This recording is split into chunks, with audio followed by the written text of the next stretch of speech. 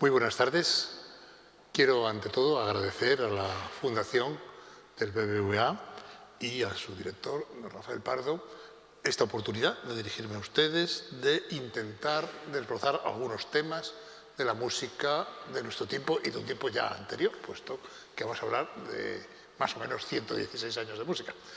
Y aparte de agradecer la oportunidad, también les agradezco todo lo que están haciendo por la música en general y por la música contemporánea en particular, porque es algo que realmente no es demasiado frecuente en nuestro país, dado que es un país que tiene una gran música, una gran intuición musical también, pero una mala praxis en, digamos, sus instituciones, sus dirigentes, y no me refiero solo a políticos, no, a clases dirigentes, que por lo menos desde finales del siglo XVIII hasta el siglo XXI, pues realmente no están, en muchos casos, musicalmente me refiero, a la altura pues, de los países de nuestro entorno, como generalmente se suele decir. De manera que creo que precisamente porque la música contemporánea o no tan contemporánea tiene unas características que la hace heredera de la anterior, pero al mismo tiempo es diferente en muchos aspectos de las anteriores, pues muchas veces se dice que es de difícil acceso. Bueno, este acceso depende de obras, depende de autores, depende de muchas cosas, porque no es siempre tan difícil, ni la dificultad es del mismo tipo, generalmente. De manera que lo que he intentado hacer aquí no es una historia de la música de los siglos XX y XXI. He pensado que eso lo tienen ustedes en libros, hay libros, incluso libros míos, ¿no? O sea que, bueno, pueden ustedes adquirir, leer y enterarse de cómo ha ido la historia. Aquí la historia va a aparecer del siglo XX y XXI en todas las conferencias, quizá en todas no exactamente todo el tiempo, pero por ejemplo la de hoy y en algunas otras sí que vamos a hablar desde antes del comienzo del siglo XX hasta cosas que ocurren en la más rigurosa actualidad. Y habrá autores, por ejemplo, se me ocurre de repente Messiaen, que aparecerá hoy, pero aparecerá en la conferencia sexta también, y en medio en algunas otras también. Y a lo mejor echan ustedes de menos que no citemos a compositores que son famosísimos, pero que a lo mejor, como esto no es una historia, no nos vienen demasiado a cuento para los ejemplos de las cosas que estamos desarrollando. Y a lo mejor aparecerán otros que son menos importantes, pero que son vitales en algún punto muy concreto. Bien, digamos que ese es el esquema. También diré que voy a poner pequeñísimos, pero muy pequeños ejemplos musicales de algunas de las cosas de que hablemos cada día. La razón de que sean pequeñísimos es que, desgraciadamente, la música necesita tiempo. Y, bueno, pues oír una pieza musical lleva concentrarse y llevar bastantes minutos y realmente pues entonces no podríamos hablar. Lo que sí he hecho es unos ejemplos que son significativos, que nos van a dar, ilustrar un poco de qué va esa música, digamos, y aparte de eso, en cada charla habrá una serie de audiciones recomendadas. Bueno, estas audiciones no es que sean deberes para la casa, ¿no? Pero, en fin, si ustedes se acercan a algunas de estas obras y las escuchan, pues van a entender a lo mejor algunas de las cosas que aquí se vayan explicando. Y, sobre todo, tomarán contacto con estas músicas que, en realidad, como cualquier cosa que sea un poco novedosa, lo que necesita es familiarizarse con ellas. Igual que la pintura, igual que la literatura, igual que todas las artes y las ciencias del siglo XX y XXI, que difieren fundamentalmente de las de los siglos anteriores, son sus herederas, pero están transmitiendo un patrimonio y enriqueciéndolo hacia los siglos futuros. Bien, antes de empezar con el capítulo de hoy, me gustaría decir que hay dos tópicos que quiero señalar y que quiero desterrar desde el inicio. Uno es cuando se nos dice que la música, porque es un tópico que además todo el mundo dice que es verdad, o cree que es verdad, que la música es un lenguaje universal. Bien, la música, para empezar, tendríamos que hacer un curso entero para ver si es un lenguaje o no es un lenguaje, pero no nos vamos a meter aquí en ese tema. Pero en todo caso, aunque sea un lenguaje, no es en absoluto un lenguaje universal, porque según qué cultura podemos encontrarnos con músicas de las cuales no podemos entender nada desde nuestra cultura musical. Y además, con respecto a su facilidad o dificultad para ser un lenguaje, tiene como característica que no es lenguaje traducible. No podemos traducir la música de una cultura a la música de otra. Podemos, ya veremos en el capítulo sexto, a lo mejor intentar fundirlas, pero no traducirlas. De manera que lo que vamos a hablar es fundamentalmente de la música occidental, es decir, la de nuestra cultura. aunque en algunos momentos tengamos que hacer referencias a músicas de otras culturas. En ese sentido, digamos que esa es la primera cosa que me gustaba señalar, y la segunda es que este no es tanto un curso o una serie de conferencias para entender la música contemporánea, porque yo estoy convencido que la música no tiene nada que entender. La música no se entiende, la música se siente, se escucha, se asume, se dialoga con ella, pero no hay nada que entender, no hay digamos, un concepto en el sentido verbal de la palabra, y por eso es por lo que se dice que la música es inefable. La música no se puede explicar con palabras, que es lo que significa la palabra inefable.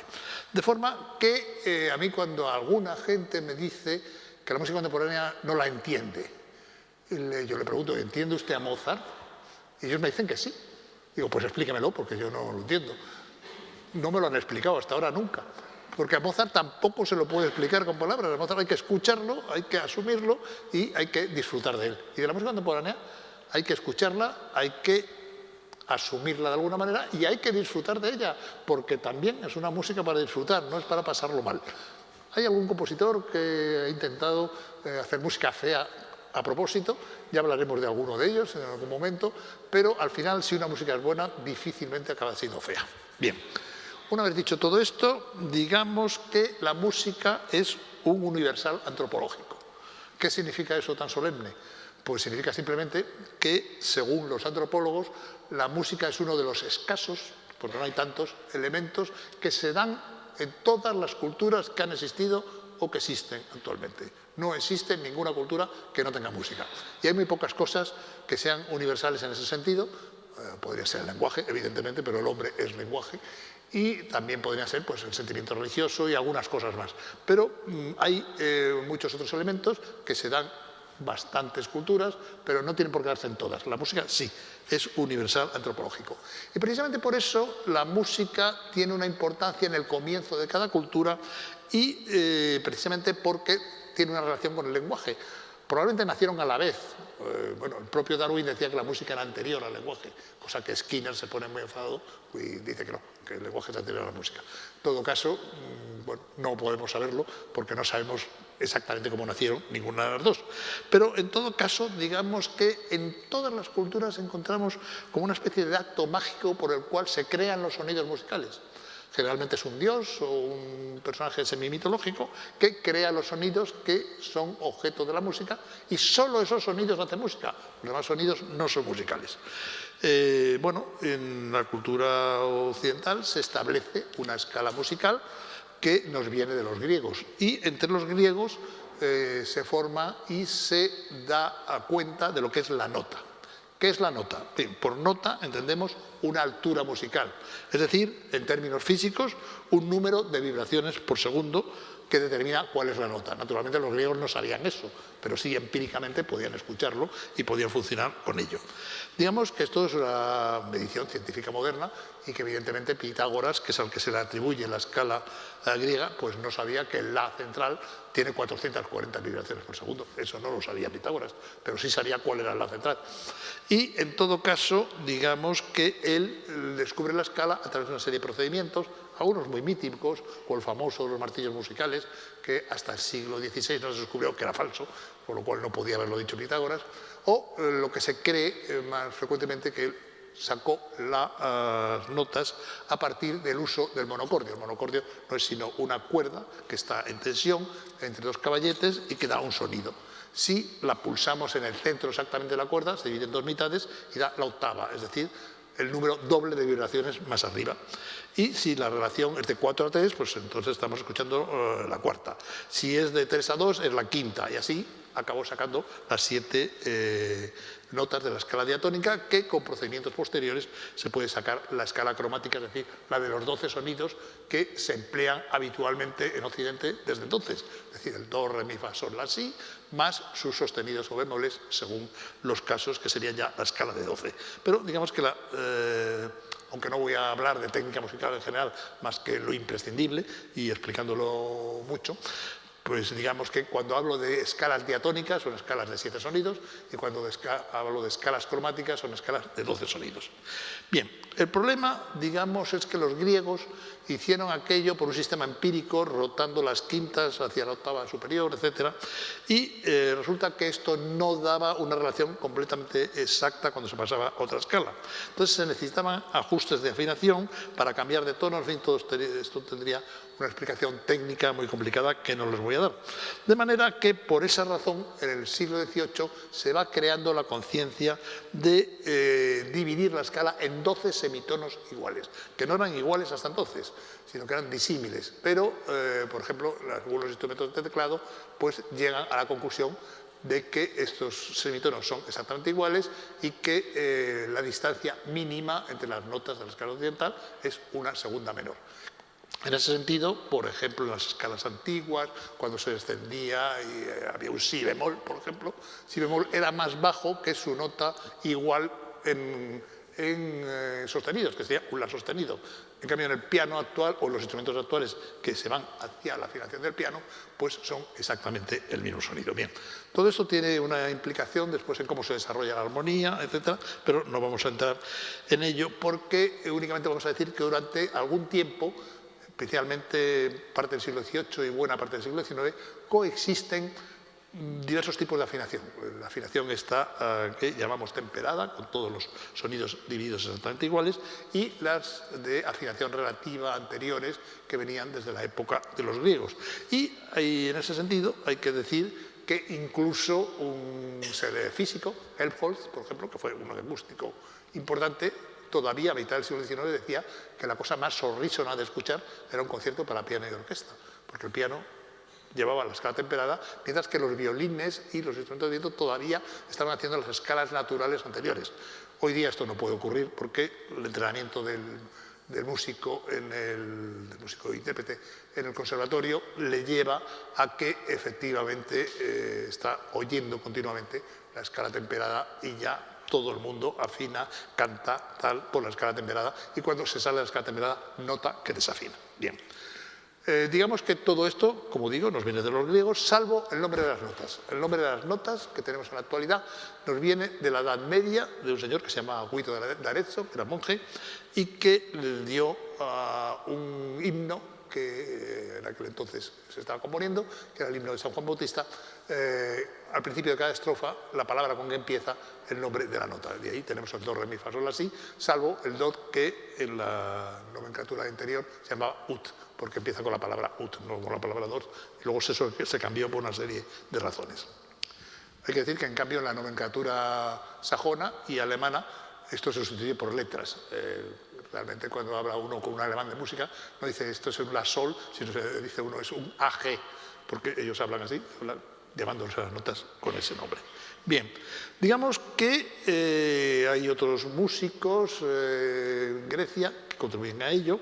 Probablemente se cree que las escalas primitivas antes de Pitágoras eran de origen de Asia y por consiguiente eran pentatónicas, es decir, solo tenían 5 sonidos, y que hubo un lautista que se llamaba Terpandro que a la lira le añadió 2 cuerdas más y consiguió la escala de 7 sonidos, la escala diatónica. Esto además, según la leyenda, le costó muchísimos conflictos de tipo social y político en la ceremonia que era de donde era. Pero bueno, esto, digamos, no entra directamente en lo que estamos diciendo ahora. Había un problema, y es un problema que no se resuelve hasta muy recientemente, que era que evidentemente la escala tenía una afinación, pero haría falta una referencia absoluta para afinar con esa referencia. Y esa referencia nunca se tuvo de una manera clara, ni durante la Edad Media, ni durante el siglo XVIII, ni durante prácticamente el siglo XIX, sino que se afinaba según oído y según los instrumentos y los órganos, sobre todo en la Edad Media, que había en cada momento. Y incluso se dice que la afinación medieval y barroca era más baja que la actual. lo cual no es tan cierto, porque encontramos en Alemania órganos históricos que están afinados más altos que el diapasón actual. Bien, en todo caso, digamos que hubo conferencias internacionales del siglo XIX para ponerse de acuerdo en qué es el sonido de referencia y hubo una conferencia internacional en 1939 que fijó el diapasón en el La de 440 hercios, es decir, 440 vibraciones por segundo, y que fue ratificado en 1955 de tal manera que la Organización Internacional de Estandarización, es decir, la famosa ISO, pues ha declarado el diapasón en 440 como ISO 16. ¿Sí? Entonces, quizá una anécdota, pero es así, porque este sonido de referencia nos hace falta y mucho más hoy día. Dicho esto, digamos también que hay orquestas hoy día que afinan a 442, 443, e incluso alguna americana que afina a 444, lo cual es un disparate, sobre todo cuando tienen que actuar cantantes, porque tienen que cantar más alto y van muy tirantes. Bien, de todas formas, vamos a dejar ahora la escala y digamos que nos vamos a fijar en la manera que se escucha la música cuando es una sola línea, o un instrumento, o una voz, o cuando tiene varias que se producen simultáneamente. La monodía se da cuando se ofrece una sola línea musical, sea con uno o con varios intérpretes, pero con una sola línea musical. Incluso cuando transcurre la octava, porque se estima que, en el caso de algunas composiciones gregorianas, que van así, que eso es una sola monodía. En cambio, la homofonía surge para algo similar, pero en el siglo XVIII, cuando se aplica a la armonización de una línea melódica. Por melodía entendemos una sucesión de notas o de sonidos que tienen una unidad y una significación por sí mismos. Y la melodía es distinto de lo que llamamos tema, que ya hablaremos de él en algún momento. Bien, digamos que cuando las voces verticales se coordinan, lo que tenemos es una armonía. Y que la polifonía, se le da el nombre de polifonía a la simultaneidad de voces distintas que se coordinan por imitación, por modelos rítmicos o de cualquier otra manera, pero no tanto por una armonía basada en los acordes, aunque evidentemente en Occidente polifonía y armonía acaban funcionando conjuntamente. Bien, digamos que los griegos utilizaron un sistema escalístico dividido en modos. De estos modos, en la actualidad solo quedan dos, el llamado menor y el llamado mayor, porque en el siglo XVIII se cambiaron los modos o acabaron cambiándose, porque venía un proceso muy largo, por lo que hoy llamamos tonos. Es decir, la relación con una nota principal, cuando decimos que una obra está en do mayor, queremos decir que su nota principal es el do. Y esto obligatoriamente nos dice que su dominante es la quinta superior, es decir, es un sol, que su dominante es la cuarta superior, que es un fa, y que la nota sensible que enlaza con la octava es la séptima nota, que sería el si en el caso del do mayor, pero que cambia de nota según el tono que estemos haciendo. Digamos que todo esto se aplica tanto al flujo horizontal como al flujo vertical de la música, y que el flujo vertical se habla de los acordes. Para que haya un acorde se necesita que al menos existan tres notas, ya que la simultaneidad de dos notas no se considera un acorde, sino se considera simplemente un intervalo. De cualquier manera, digamos que las relaciones acordales ya los músicos les dan una atención en el Renacimiento y se va desarrollando durante el Barroco, pero que la armonía, considerada en un sentido más moderno, solo se sistematiza cuando en 1722 un músico francés, Jean-Philippe Rameau, publica el Tratado de Armonía reducida a sus principios naturales. Rameau no inventa la armonía, muchas veces ha dicho que es el introductor de la armonía en el Occidente, no. Él lo que hace es sistematizar algo que él y sus compañeros estaban utilizando de una manera práctica, de una manera empírica. Y hay que decir que, de todas maneras, esta manera de escuchar la música como acordes verticales que enlazan con otros acordes verticales y sus reglas es un hallazgo bastante original de la cultura occidental, que no existe prácticamente en ninguna otra cultura. Hay culturas que tienen simultaneidad de sonidos, pero que no están organizados armónicamente, sino heterofónicamente, es decir, voces que van conjuntas, pero no hay una relación de acordes que enlacen unos con otros. Realmente se dice que la armonía es la ciencia de los acordes y de sus relaciones entre sí. Y realmente las reglas armónicas que nos da Rameau en 1722 desarrollan espectacularmente el lenguaje musical, y que, digamos que en cierta medida van ampliando y saltándose esa regla todos los compositores uno detrás de otro. Después de Rameau, los clásicos, decir, Haydn, Mozart, etcétera, se saltan algunas reglas, Beethoven se saltará más, etcétera, etcétera, y realmente la historia de la armonía es la de la ampliación de sus reglas. Cuando llegamos a Wagner, se dice que se ha llegado al máximo de lo que puede dar de sí la armonía tonal y que es la última frontera, e incluso se cita su famoso acorde de Tristán. Puedo contar qué notas tiene. El acorde de Tristán es una cuarta aumentada, una sexta aumentada y una novena aumentada, pero esto les dice poco porque es técnica musical y además, en todo caso, es un tipo de acorde que suena muy ambiguo, pero que se puede resolver en distintas tonalidades. Es decir, es un acorde dentro de todo tonal. Digamos que este camino wagneriano fue seguido por otros compositores y sinfónicamente fue expandido por Mahler. Mahler intuyó el fin de la era tonal y además no llegó a la tierra prometida, un poco como Moisés, no llegó a entrar en ella, pero señaló quién iba a entrar en esa tierra prometida y realmente realizó lo máximo que se podía hacer con su novena sinfonía en re mayor, cuya audición está recomendada, de las obras que les doy, porque realmente ya es el límite de la armonía tonal más o menos tradicional, porque realmente está llena de lo que se ha llamado disonancias. Cuando hablamos de disonancias hay que ponerlas en contacto con la palabra contraria, que es consonancia. Pero ambos términos son muy subjetivos, porque realmente se consideran que unos intervalos o unos acordes son recibidos por el oído con más agrado que otros, pues por el hecho de que están más cercanos sus armónicos o por algunas razones de armonía común entre ambos. Pero digamos que la apreciación también es relativa, puesto que digamos que la disonancia se trabaja en la música tonal, pues también de una manera que se resuelve y que crea ambientes pues realmente muy interesantes desde el punto de vista armónico. De forma que, digamos que toda la historia de la música tonal está llena de empleos de intervalos consonantes y dominantes, y disonantes. Los disonantes hay que resolverlos siempre en sentido tonal, en los que son consonantes, pero en todo caso, digamos que no se puede hablar de disonancia fuera del ámbito de la música tonal, porque tiene sentido dentro de estas reglas. Fuera de esas reglas no existirían acordes disonantes y consonantes, existe otro tipo de cosas.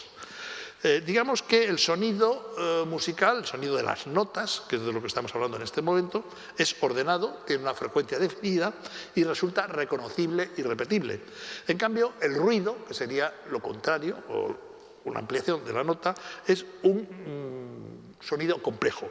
Es decir, habría que dividirlo, se puede hacer, diversas frecuencias que están amalgamadas y que aparece como desordenado. De cualquier manera, digamos que antes del siglo XX se podría decir que el sonido y el ruido se distinguían muy claramente por el hecho de que los sonidos eran musicales y los ruidos no eran musicales. Pero, visto lo realizado por Wagner y Mahler, todo esto empieza a debilitarse y, de alguna manera, digamos que empiezan a introducirse otras escalas, que no son la diatónica o la cromática, y que realmente tienen una influencia sobre cómo se escucha y se desarrolla la música. Así, por ejemplo, un autor como Debussy, que aparecerá en muchos lugares de nuestras charlas, a pesar de que en teoría es un autor anterior al siglo XX-XXI, él muere al principio del siglo XX, pues Debussy buscó constantemente escalas nuevas, empleó escalas pentatónicas, que son de corte oriental, los antiguos modos griegos también los empleó, la escala de tonos enteros y diversos tipos de escalas hexatónicas, es decir, de 6 sonidos, que llevan en un contexto aparentemente tonal, pero que, bueno, pues digamos que las reglas de la tonalidad están bastante ampliadas en ese momento. Digamos que las novedades de Debussy son mayores en otros campos, y lo veremos, por ejemplo, en el campo del timbre o incluso en el de la forma. Pero entonces, digamos que su ampliación escalística es importante para el paso entre la tonalidad y la no tonalidad posterior. Otros autores, como Alexander Scriabin, pues también trabajan acordes especiales, su famoso acorde místico o acorde de Prometeo, pero no se salen de un marco tonal amplio. Incluso se ha traído a colación aquí, a veces, que bueno, ha sido una cierta negligencia por parte de la musicología el no tratar qué escalas y qué significa armónicamente Stravinsky. A Stravinsky se la ha tratado desde el punto de vista del ritmo, sobre todo, pero es muy importante desde el punto de vista de una armonía que empieza a ser no tonal y que él basa en escalas, la escala que se ha llamado octofónica, que es una escala que él dice extrae del folclore y de la música religiosa ortodoxa rusa. De cualquier manera, digamos que esto lo maneja él con mucha libertad y tenemos muchos claros casos en que la autofonía elude la tonalidad, pues incluso en la consagración de la primavera, o sobre todo en obras posteriores como la Sinfonía para instrumentos de viento, las bodas y otras. En cualquier caso, digamos que esto no dejará de tener rastro en su obra posterior y que la idea de las nuevas escalas pues no termina aquí. Vamos a hacer un paréntesis para hablar de cómo la escala armónica occidental se convierte en otro tipo de música, pero utilizando la misma escala, pero luego volveremos al problema de las escalas. Mahler había señalado a Schoenberg como la persona que realizaría el cambio armónico, que él de alguna manera ha visto, hemos dicho que lo ha visto Mahler, pero que no llegó a realizar. Y en todo caso, digamos que Schoenberg era un hombre ya de una cierta edad, cuando él empieza a innovar, que tenía una sólida base y obras, digamos, muy dentro del sistema tonal, ampliado, wagnerizado y todo lo que se quiera, pero formalmente muy brahmsiano, que de repente él se plantea que una manera de eludir, en cierta manera, o de ampliar la tonalidad, porque entonces todavía no se trataba de salir de la tonalidad, sería la de la utilización de un sistema de acordes que los acordes no se superpondrían por terceras, como normalmente ocurre en intervalos de tercera, me refiero, en los acordes tonales normales, sino utilizando un sistema de cuartas, con las mismas tonalidades, etcétera, pero con cuartas en vez de terceras. Esto da un color muy particular y una armonía muy particular a las pocas obras que compone en ese sentido, y realmente el primer ejemplo importante que él da de esta aproximación sería su Sinfonía de Cámara Opus 9. Voy a poner un pequeñísimo ejemplo de cómo suena la Sinfonía de Cámara Opus 9, porque realmente vamos a escuchar una música que es más o menos dentro del sistema armónico tonal tradicional, pero que suena distinto, y nos suena distinto precisamente por ese sistema de cuartas que introduce en la armonía.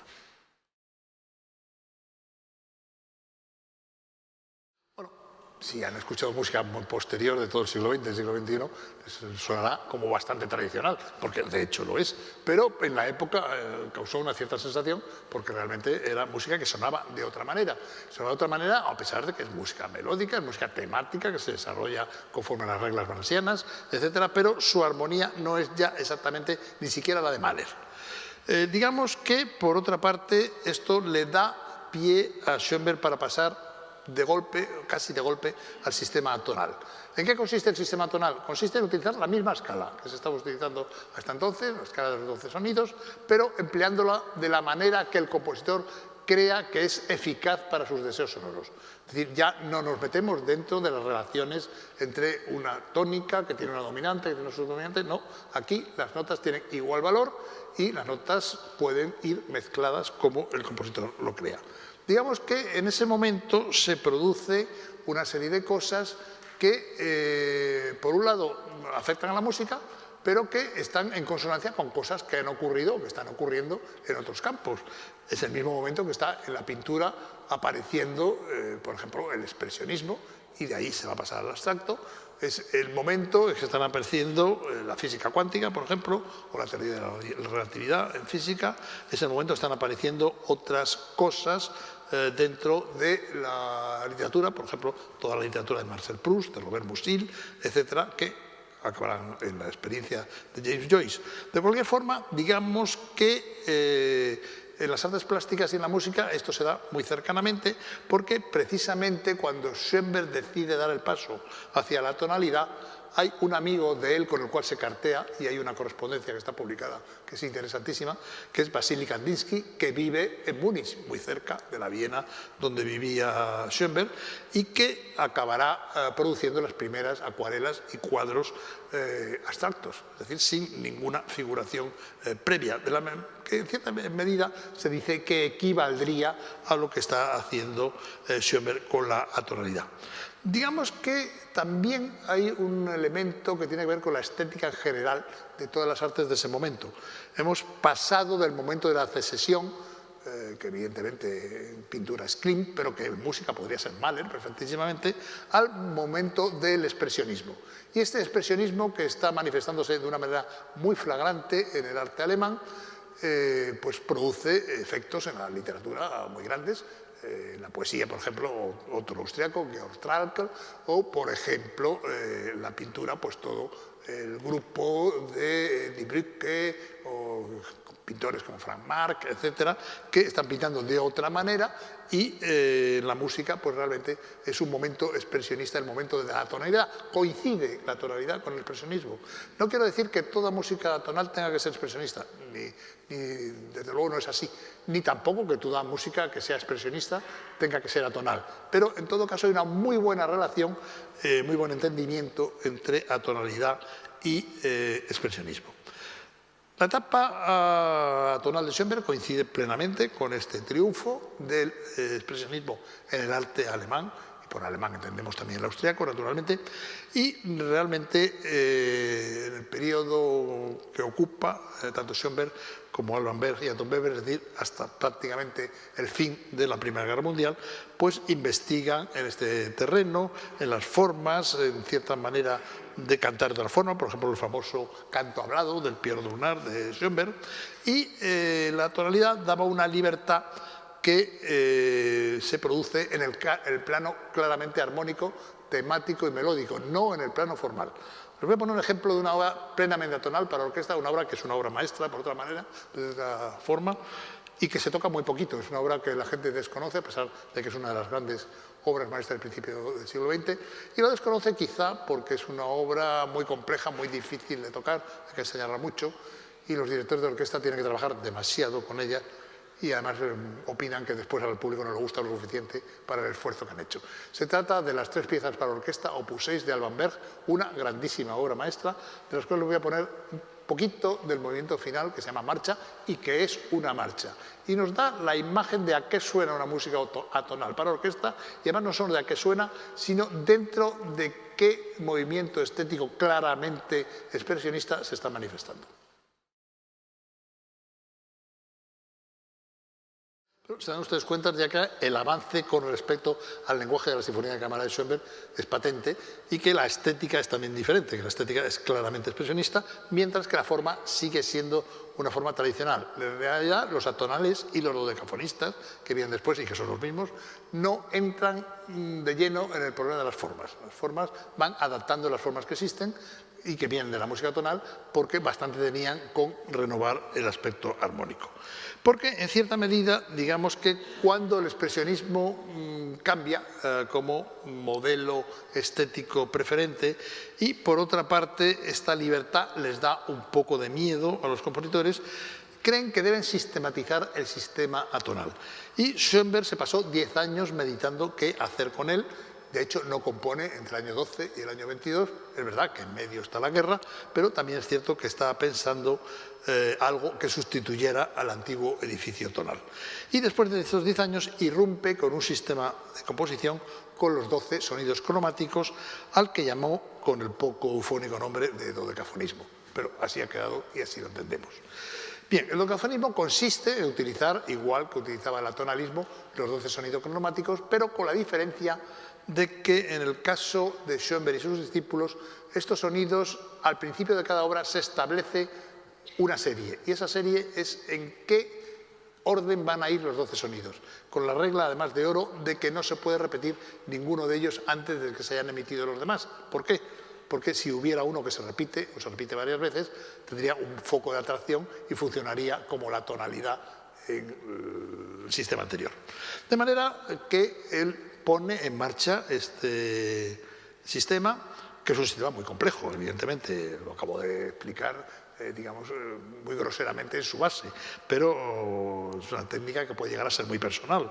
Se puede decir que consiste en utilizar los 12 sonidos en una serie que puede tener incluso 4 aspectos diferentes. La serie natural, la serie retrogradada, es decir, de atrás hacia adelante, la serie invertida, es decir, los intervalos hacia arriba hacia abajo, y la retrogradación de la inversión, es decir, desde atrás hacia adelante, pero con los intervalos también, los de arriba abajo y los de arriba abajo arriba. Y además la serie se puede montar la misma serie que da origen a la obra sobre cada uno de los 12 sonidos de la obra, con lo cual pues ya tenemos una gran cantidad de proliferaciones de la serie. De cualquier modo, digamos que el sistema serial fue atacado, incluso histéricamente atacado, podríamos decir, hasta después de la Segunda Guerra Mundial, porque se le achacaron una serie de males que la pobrecita en realidad pues, no producía. Por un lado se decía que según seguir a la escucha la evolución de las series es imposible y que ello funciona solo sobre la partitura. Pero este reproche se le puede hacer a cualquier música de armonía tonal avanzada o se le puede hacer al contrapunto barroco, incluyendo una fuga de Bach. Lo importante no es perseguir al oído las evoluciones de la serie, sino que ésta produzca un resultado artístico. Y es evidente que hay obras maestras dodecafónicas. Por ejemplo, las singulares variaciones Opus 31 de Schoenberg, que es la primera obra orquestal sólida que se produce, y grande y larga, sobre una sola serie dodecafónica. Pone un pequeño ejemplo de estas variaciones, aunque evidentemente habría que oírla más completa para darnos una idea. Tiene una introducción, después vendrá la exposición de la serie y el tema, y después ya empiezan con las variaciones. Las variaciones que son brahmsianas de su forma.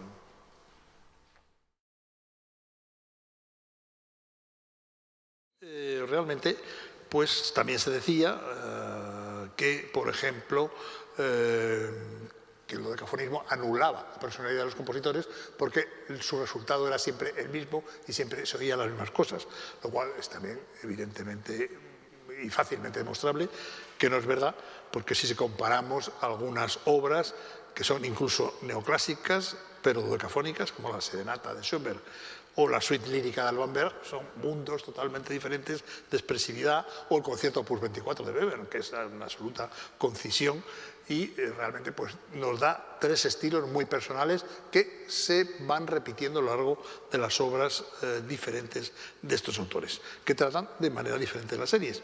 Y también se decía que el dodecafonismo no permitía el desarrollo de escuelas que tenían raíces diferentes de las alemanas.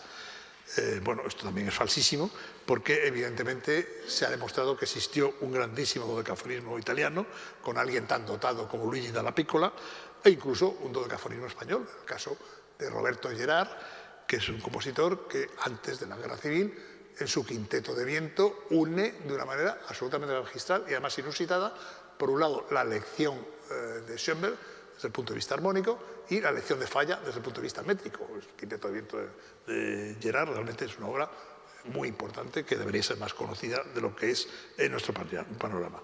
Y, como es sabido, Stravinsky al final de su carrera, aunque él fue enemigo acérrimo por cuestiones personales, no musicales, de Schoenberg toda su vida, pues se pasó al dodecafonismo, aunque subrayó exactamente que no era el de Schoenberg, sino el de Weber. Y, en todo caso, digamos que el dodecafonismo de Stravinsky es muy personal, suena a Stravinsky por los cuatro costados y lo maneja de una manera personalísima. De forma que no es cierto ninguna de estas cosas, estos males absolutos que se decían del dodecafonismo. Pero, evidentemente, digamos que es una respuesta armónica que, de manera parcial, ordena esta libertad expresionista de la atonalidad.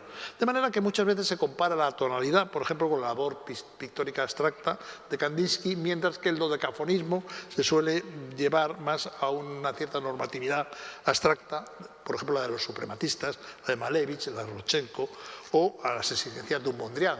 O sea, bueno, muchas veces se ha puesto en relación Mondrian con Weber, y también la investigación de la Bauhaus con todo lo que está ocurriendo en ese momento dentro de la música.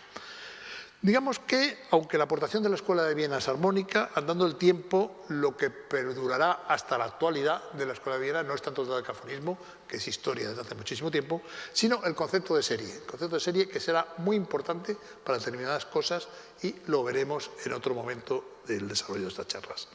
Pero, naturalmente, digamos que esta evolución armónica de la revolución schoenbergiana y de sus adláteres, pues realmente digamos que es una manera parcial de ver qué revolución está ocurriendo. Es cierto que algunos grandísimos pensadores pensaron que era, digamos, la verdadera evolución de la música moderna. Es el caso de Adorno, por ejemplo. Pero evidentemente hubo otras transformaciones que tenían que ver con lo rítmico, por ejemplo, que veremos el próximo día, o con lo tímbrico, o incluso con lo formal. De cualquier manera, digamos que independientemente de eso, pues también hay autores que se plantean que no se trata de manejar la escala de otra manera, sino de romper la escala. Que la escala, ¿por qué la escala es absoluta y por qué no puede haber otros sonidos que no sean los de la escala? De hecho, por lo que he explicado antes de la falta de ajuste que tenían los modos griegos cuando transportaban otras octavas, etcétera, y que hubo que crear el sistema temperado para, de alguna manera, temperarlo, pues se propusieron, incluso en el siglo XVII, otras divisiones de la escala. Por ejemplo, Christian Huygens, que es un científico holandés de la época, colaboró con Galileo, etcétera, pues propone una división de la escala en 31 partes exactamente iguales, que según él era el sistema enarmónico griego. De cualquier manera, digamos que en las escalas de otras culturas pues también existen otro tipo de intervalos que no son los de nuestra escala, pero entonces se conocían muy poco en Occidente. De todas maneras, a partir de la Primera Guerra Mundial hay compositores que se plantean dividir las escalas en, digamos, intervalos menores al semitono. Y a estos, precisamente porque eran microtonos los que buscaban, se les llama microtonalistas. Ya un grandísimo compositor norteamericano, Charles Ives, decía que el microtono es lo que hay entre dos notas sucesivas del piano. Que hay sonidos que el piano no da, pero que existen esos sonidos. Y de hecho planteó una manera muy práctica de hacer obras microtonales en una fecha tempranísima. Bueno, Ives es un señor que inventa cosas que después se hicieron célebres con otros compositores que no conocían la obra de Ives, pero en unas épocas tempranas. Por ejemplo, en 1903 él nos hace una pieza para dos pianos en cuartos de tono. Pero no se molesta en inventar un piano en cuartos de tono. Lo que hace es afinar un piano, un cuarto de tono, por encima del otro. Con lo cual, cuando los toca, pues se producen una escala en cuartos de tono. Bien, digamos que de todas formas el trabajo más serio y más constante en el manejo de microtonos fue el de un compositor mexicano, Julián Carrillo, que se planteó obras en tercios de tono, en cuartos de tono, en sextos de tono, y que incluso llegó a fabricar instrumentos en 16avos de tono. Yo vi en el Conservatorio Nacional de México un arpa en 16avos de tono que prácticamente pues, no hace ni siquiera una octava, pero es una cosa etérea, de sonidos que es un continuo. Y en Centro Europa hay otros compositores que lo plantean, como el checo Alois Haba, como el ruso Iván Wisniewski y como otros compositores que van por ese lado. Pero el problema principal de los microtonalistas es que aunque se pueden realizar microtonos con las voces o con los instrumentos de cuerda, posteriormente también se ha hecho con los instrumentos de viento, sin embargo la educación musical de los intérpretes de su tiempo no estaban preparados para hacer eso, porque en realidad un microtono es una desafinación. El hecho de que existen sonidos fuera de la escala temperada lo conocía todo el mundo, porque cuando desafinabas no era un sonido de la escala temperada, era otro sonido. Lo que se trata en este caso es de utilizar esos sonidos de una manera racional. De manera que la mayoría de los microtonalistas lo que optaron fue por fabricar pianos, arpas y otros instrumentos hechos en cuartos de tono, en sextos de tono, etc. Pero naturalmente estos instrumentos no llegaron a ser fabricados en serie, con lo cual ellos tenían que viajar con sus instrumentos, hacer los conciertos, y aquello fue superado, y después históricamente se supera cuando aparece ya la grabación musical, la música electroacústica, etc. De cualquier manera, digamos que lo de los cuartos de tono no es un invento baladí, porque hoy día todavía los compositores seguimos usando con naturalidad, cuando viene a cuento, cuartos de tono que se producen con bastante facilidad en determinadas voces e instrumentos y que hoy día sí se pueden hacer de una manera muy natural. Les voy a poner un ejemplo de a qué suenan los cuartos de tono. Me van a usted a decir efectivamente que suena desafinado y dentro de un contexto, digamos, de la armonía tradicional sí suena desafinado, pero suena de otra manera. Les voy a poner un ejemplo del preludio a Colón de este compositor mexicano de Carrillo.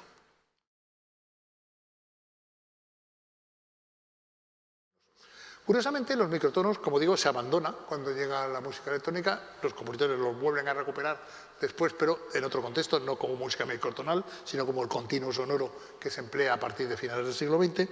Y reaparecen, de alguna manera, en los años 70. Por eso he dicho que realmente estamos viendo una cosa transversal. Ahora nos vamos a ir de repente a los años 70. ¿Por qué? Porque la consecuencia de los microtonos se inventa en un sistema que nos presenta una escuela francesa muy interesante, que es la escuela de los espectralistas. Esta escuela de la música espectral, que surge en torno a los años 70-80 del siglo pasado, tiene como fundadores a gente como compositores importantes, como Gerard Grisset, como Tristan Murail, como Hugues Dufour, pero también a compositores, seguidores más jóvenes en Francia y fuera de Francia también, porque incluso compositores muy importantes como el británico Jonathan Harvey o el italiano Sandro Gorli pasan por ser espectralistas. Básicamente, el espectralismo consiste en un análisis armónico completo de los sonidos parciales o de los armónicos de una nota que cuanto más grave sea, al menos teóricamente es más rica en componentes. Entonces, naturalmente, cuando se va subiendo en esos componentes, empiezan a desafinarse, empiezan a producir sonidos que no pertenecen ya a la escala temperada.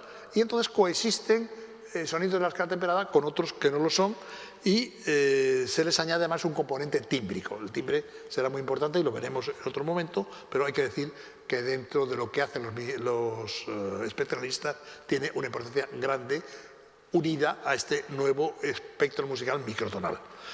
Digamos que, en cierta medida, esta escuela ha sido puesta en relación con ciertas tendencias matematicistas de la pintura o con un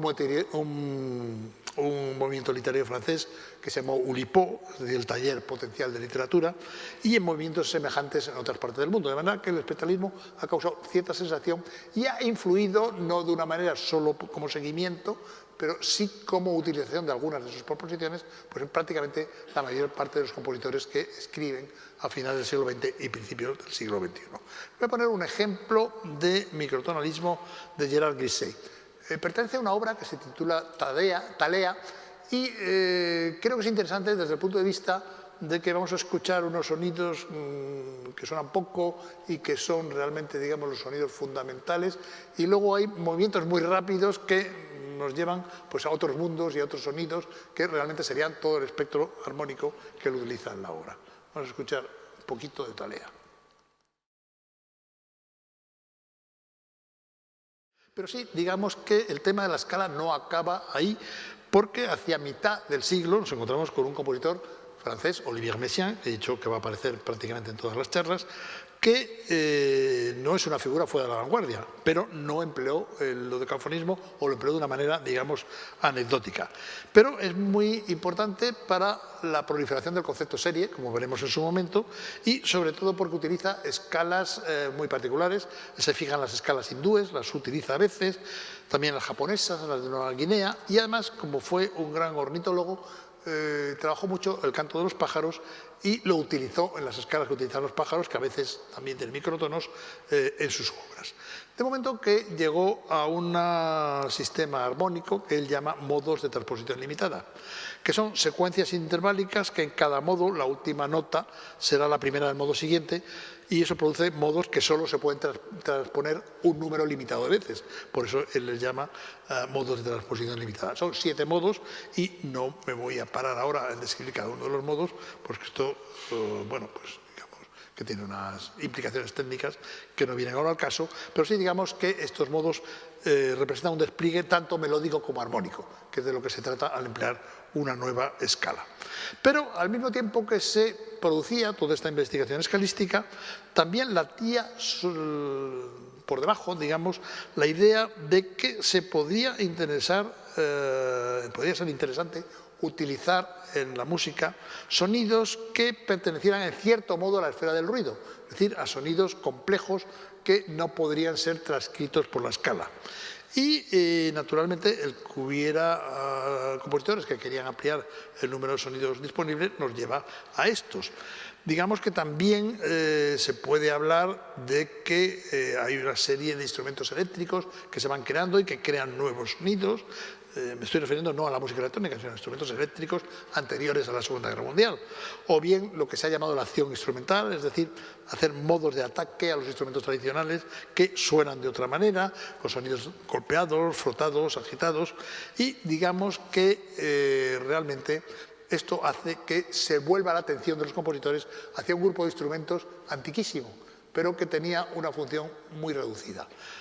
Los instrumentos que probablemente son los más antiguos de todas las culturas de la humanidad y que han llegado hoy día a un refinamiento extraordinario, y en la música occidental, que no son sino los instrumentos de percusión. Instrumentos de percusión que tradicionalmente estaban limitados a una función rítmica o a un toque de color y se empleaban generalmente para la danza. Como instrumento, o realmente dentro de la música, del clasicismo, romanticismo, de percusión, que realmente se utilizara mucho, no estaban más que los timbales, que además es un instrumento afinado, es decir, da las notas de la escala, y que evidentemente la percusión va adquiriendo una cierta carta de naturaleza, compositores como Beethoven, como Berlioz, bueno, incluso, con algunos ejemplos chuscos verdaderamente.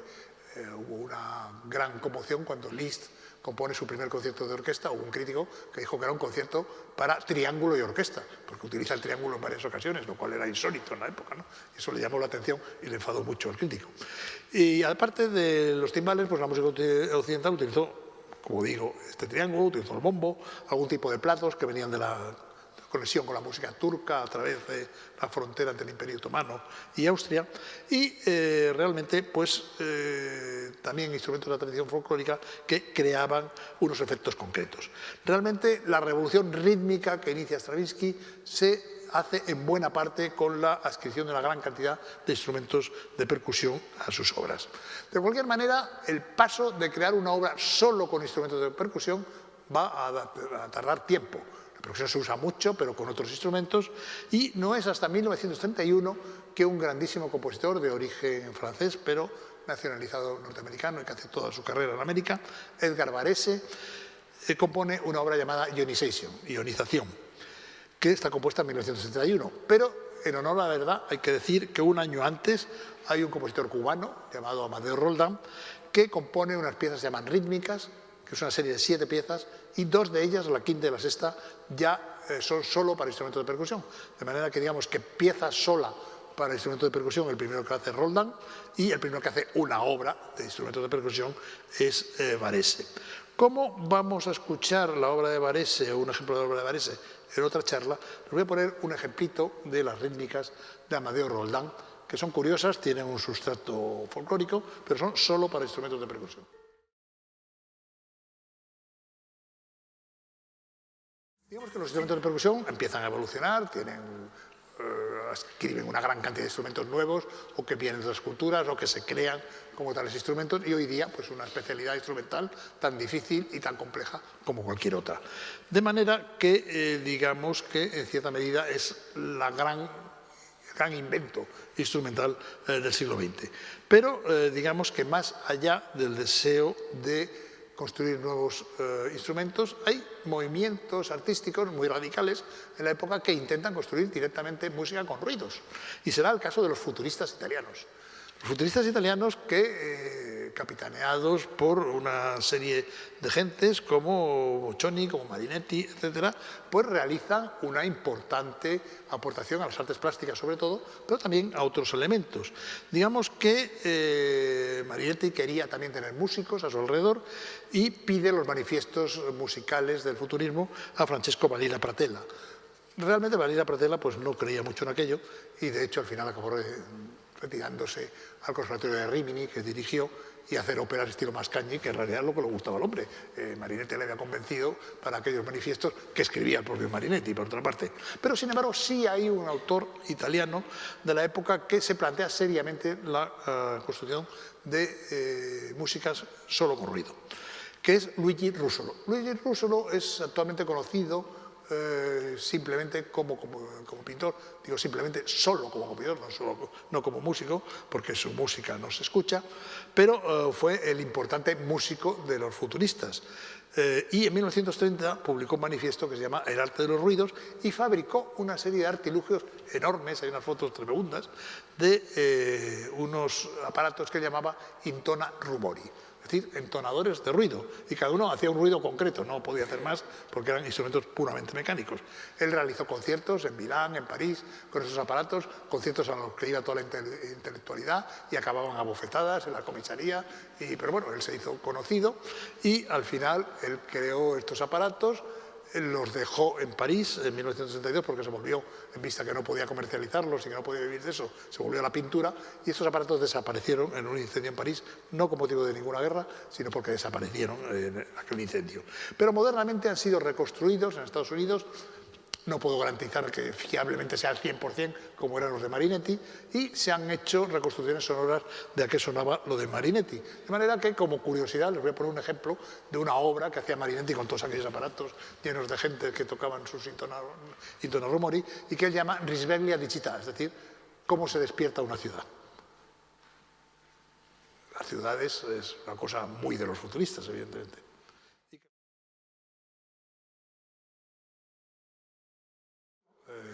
En todo caso, la idea de componer con ruidos no era ninguna tontería, aunque a veces se pasaron un poco, porque bueno, había otro compositor italiano de los futuristas que se llamaba Franco Casabola, que hizo un ballet cuyo acompañamiento eran dos motocicletas puestas en acción.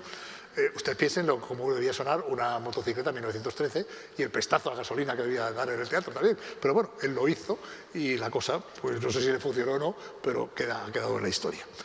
En cualquier caso, digamos que pues la introducción de máquinas en la música no es el único caso de los futuristas. Por ejemplo, Erik Satie, que es un músico que pasa, aunque él era muy guasón, pero pasa por un músico serio, entre comillas, pues digamos que utilizó una máquina de escribir como instrumento, nada menos que era un ballet que se llama Parade y que estrenó Diaghilev. Pero digamos que el mayor especialista en mezclar instrumentos raros que hacen ruidos y máquinas con instrumentos es un norteamericano que se llama George Antheil. George Antheil estaba interesado en el dadaísmo y en el futurismo, pero era amigo de los surrealistas. Era amigo de Man Ray y de Ferdinand Leger, y su obra más notoria, que llamó mucho la atención en la época, es el Ballet Mecánico de 1926, que lo hace para una película de Man Ray y Leger. Él lo desarrolla luego como un ballet, y la obra la estrena, utiliza pianos mecánicos, motores de aviación, campanas eléctricas y otros artilugios sonoros que realmente no hicieron demasiado viable que circulara, digamos.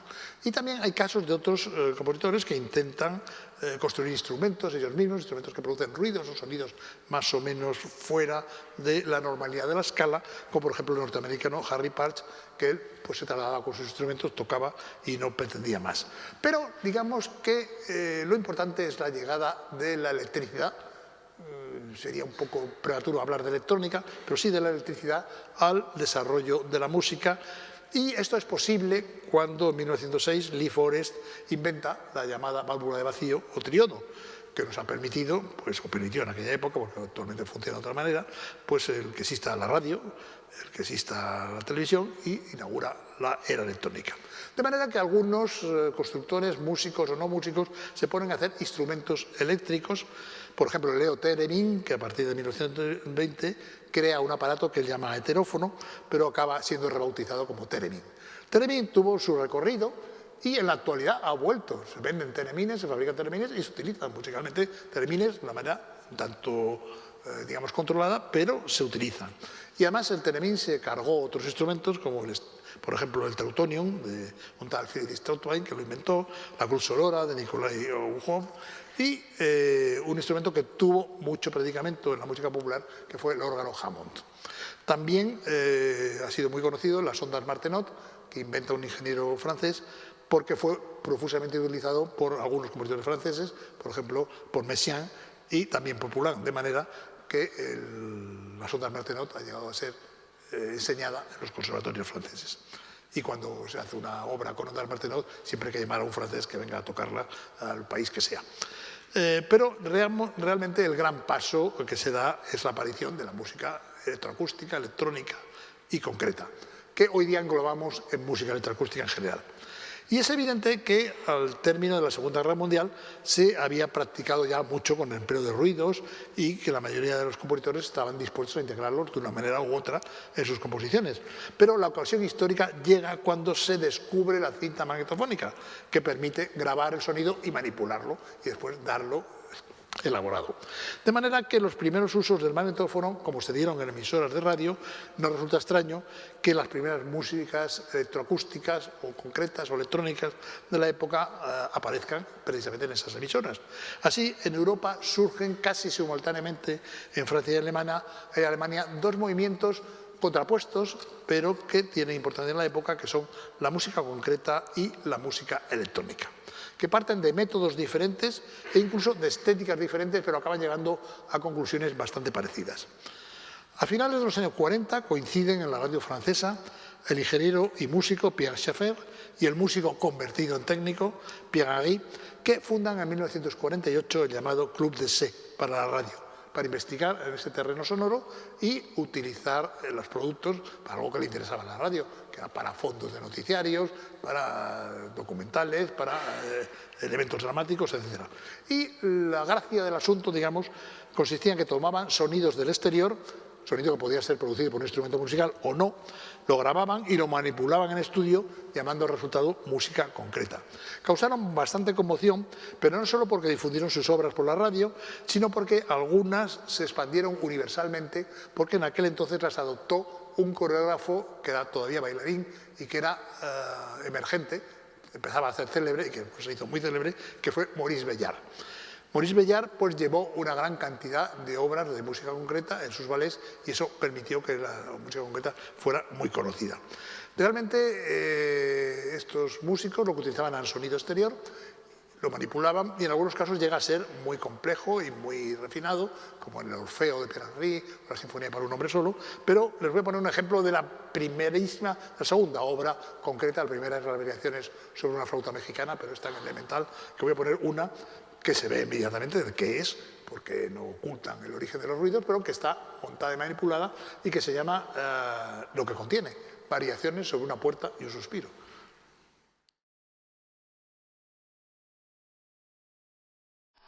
Bueno, evidentemente el fundamento del sonido se sabe cuál es, pero la manipulación lo expande de una manera que al natural no se podría tener. Y simultáneamente, un poco después, en la radio de Colonia, la WDR de Alemania, se produce un movimiento similar, pero está dirigido por un dodecafonista de segunda generación, que es Herbert Eimert, y a él se adscribe un jovencísimo Karl-Heinz Stockhausen, que se acaba convirtiendo en el gran maestro de la música electrónica de carácter alemán. La estética y la técnica son distintas, porque aquí no se toma sonido del exterior, sino que se persigue una pureza científica. El sonido se obtiene generándolo con máquinas al efecto, como osciladores, como ruido blanco que se filtra, y se trata en laboratorio con unos resultados que se pretendían abstractos y científicos, porque Eimert procedía del dodecafonismo. Pero realmente el resultado acústico es bastante diferente de la música concreta. Y les voy a poner un ejemplo del primer estudio de Karl-Heinz Stockhausen.